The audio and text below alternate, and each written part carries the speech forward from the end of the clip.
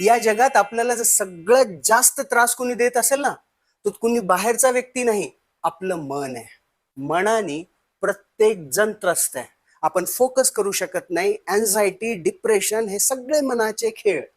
आणि या मनाला नियंत्रित कसं करावं?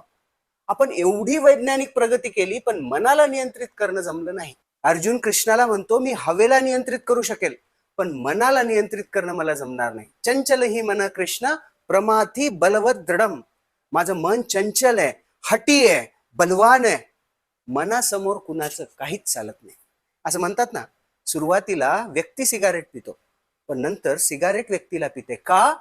कारण त्याचं मन त्याला ते कार्य करण्यासाठी भाग पाडतं.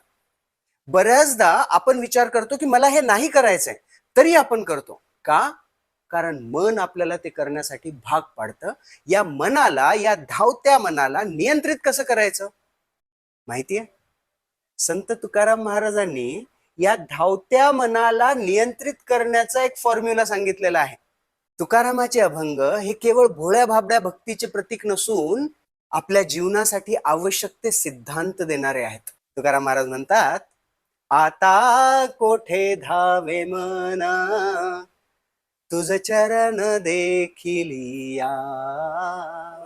तुकाराम महाराज सांगतात की या मनाला नियंत्रित करण्यासाठी, धावण्यापासून रोखण्यासाठी एकच पर्याय आहे, ते म्हणजे माझ्या विठ्ठलाचे चरण.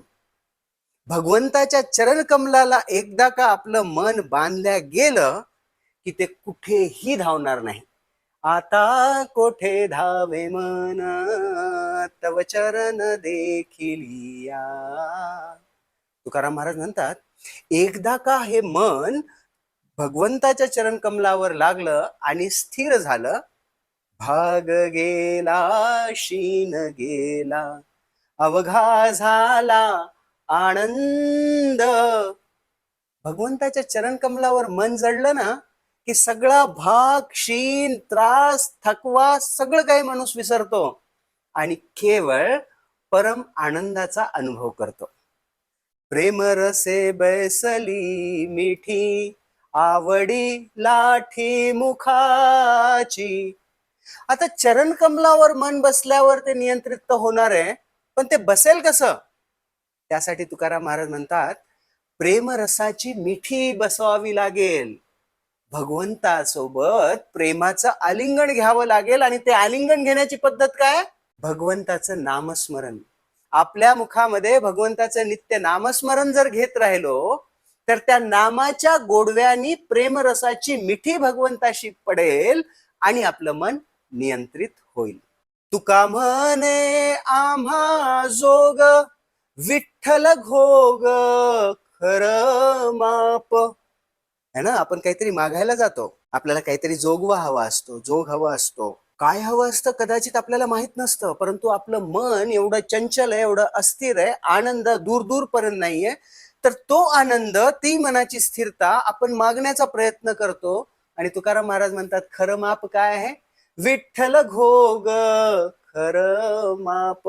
विठ्ठलाची कृपा हे आपल्यासाठी खरं माप आहे. कारण एकदा का विठ्ठल कृपा मिळाली, विठ्ठलाच्या चरणी आपण नतमस्तक झालो की मन नियंत्रित होतं आणि पूर्ण आनंद प्राप्त होतो. चला तर मग तुकाराम महाराजांच्या चरण चिन्हांवर चालूया. मनाला तर नियंत्रित करूया, पण विठ्ठलाला प्रेमरसाची मिठी मारूया. संत श्रेष्ठ श्री तुकाराम महाराज की जय. जय हरी विठ्ठल. हरे कृष्ण. आता कोठे धावे मना तुझ चरण देखिलिया.